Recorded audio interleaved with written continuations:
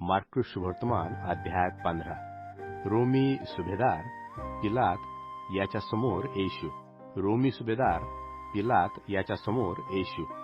मग पहाट होताच वडील व शास्त्री याचबरोबर मुख्य याजक व सर्व न्यायसभा यांनी मसलत करून येशूला बांधून नेऊन पिलाताच्या स्वाधीन केले.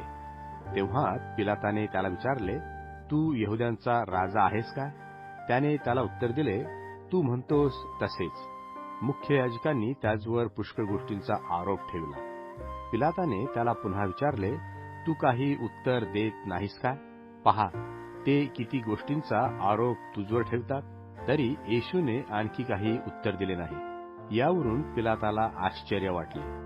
सणाच्या दिवसात ज्या एखाद्या बंदिवानाबद्दल लोक त्याचकडे मागणी करीत असत, त्यास तो त्याकरिता सोडून देत असे. तेव्हा बंडातील कित्येक खुनी बंडखोराबरोबर बांधून ठेवलेला असा बरब्बा नावाचा कुणी एक मनुष्य होता. लोकसमुदाय पुढे येऊन आम्हाकरता आपण आपल्या रिवाजाप्रमाणे करावे असे त्याचजवळ मागू लागले. पिलाताने त्यास उत्तर दिले, मी तुम्हाकरिता यहुद्यांच्या राजाला सोडावे अशी तुमची इच्छा आहे का?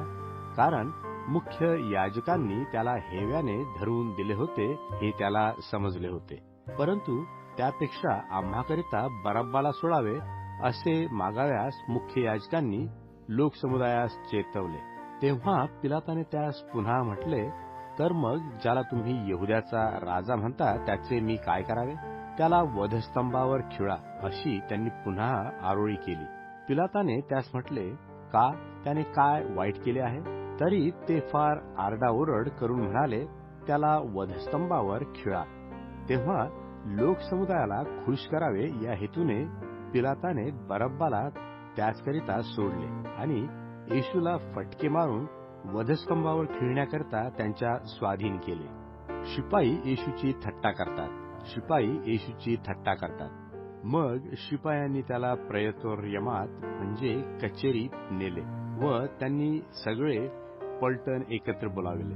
नंतर त्यांनी त्याच्या अंगावर जांभळे वस्त्र चढविले, काट्यांचा मुकुट गुंफून त्याला घातला आणि ते मुजरा करून त्याला म्हणू लागले, हे यहुद्यांच्या राजा, तुझा जय जयकार असो. त्यांनी त्याच्या मस्तकावर वेतांनी मारले, ते त्यावर थोपले आणि गुडघे टेकून त्यांनी त्याला नमन केले. अशी त्याची थट्टा केल्यावर त्यांनी जांभळे वस्त्र त्याच्या अंगावरून काढून त्याची वस्त्रे त्याला घातली आणि वधस्तंभावर खिळण्याकरता ते त्याला बाहेर घेऊन गेले. येशूला वधस्तंभाला खिळणे.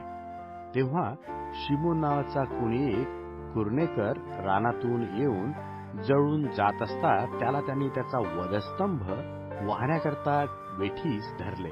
तो अलेक्झांद्र व रूफ यांचा बाप होता.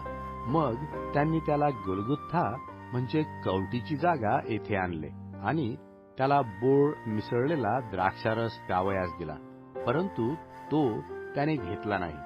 तेव्हा त्यांनी त्याला वधस्तंभावर खिळले आणि कोणी कोणते घ्यावे म्हणून त्याच्या वस्त्रावर चिठ्ठ टाकून ती वाटून घेतली. त्यांनी त्याला वधस्तंभावर खिळले. तेव्हा पहिल्या प्रहरचा शेवट होता. त्याच्या दोषारोपाचा लेख यहुद्यांचा राजा असा वर लावला होता. त्यांनी त्याच्याबरोबर 2 लुटारू, एक उजवीकडे व एक डावीकडे असे वधस्तंभावर खिळले आणि अपराध्यात तो गणलेला होता हा शास्त्रलेख पूर्ण झाला. मग जवळून जाणाऱ्यांनी डोकी डोलवीत त्याची अशी निंदा केली की, अरे, मंदिर मोडून 3 दिवसात बांधणाऱ्या आपला बचाव कर, वधस्तंभावरून खाली ये. तसेच मुख्य याजकही शास्त्रासह आपसात थट्टा करीत बोलले. त्याने दुसऱ्याचे तारण केले, त्याला स्वतःचा बचाव करता येत नाही. इस्रायलाचा राजा ख्रिस्त याने आता वधस्तंभावरून खाली यावे म्हणजे ते पाहून आम्ही विश्वास धरू. त्याच्याबरोबर वधस्तंभावर खिळलेल्या लोकांनीही त्याची निंदा केली. येशूचा मृत्यू. 2 प्रहरापासून 3ऱ्या प्रहरापर्यंत सर्व देशावर अंधार पडला. तिसऱ्या प्रहराच्या शेवटी येशू मोठ्याने आरोळी मारून बोलला, एलोई एलोई लमा सबक्तनी, म्हणजे माझ्या देवा तू माझा त्याग का केला. तेव्हा जवळ उभे राहणाऱ्यापैकी कित्येकांनी हे ऐकून म्हटले, पहा, तो एलियाला बोलावितो. आणि एकाने धावत जाऊन स्पंज आंब्याने भरला आणि तो वेतावर ठेवून त्याला प्यावयास देऊन म्हटले, असू द्या, एलिया याला खाली उतरावयास येतो किंवा नाही हे पाहू.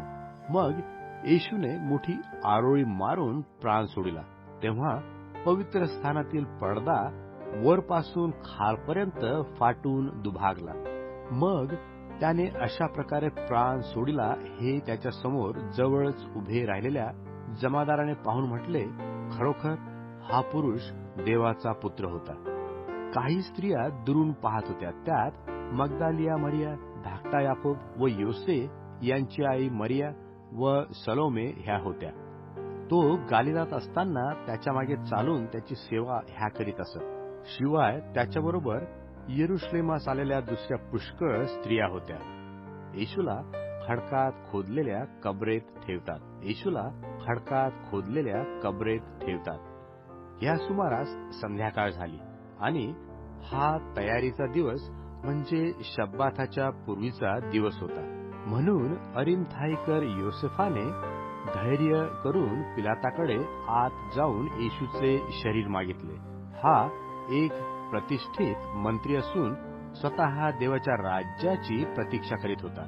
तेव्हा तो इतक्यात कसा मेला ह्याचे पिलाताला नवल वाटले आणि त्याने जमादाराला बोलावून त्याला विचारले, याला मरून काही वेळ झाला का? जमादाराकडून ते कळल्यावर त्याने योसेफाला प्रेत दिले. त्याने तागाचे वस्त्र विकत आणले व त्याला खाली काढून त्या तागाच्या वस्त्राने गुंढाळले. मग त्याला खडकात खोदलेल्या कबरेत ठेवले व कबरेच्या तोंडावर धोंड लुटून लावली. त्याला कोठे ठेवले होते हे मगदालिया मरिया व योसेची आई मरिया यांनी पाहिले.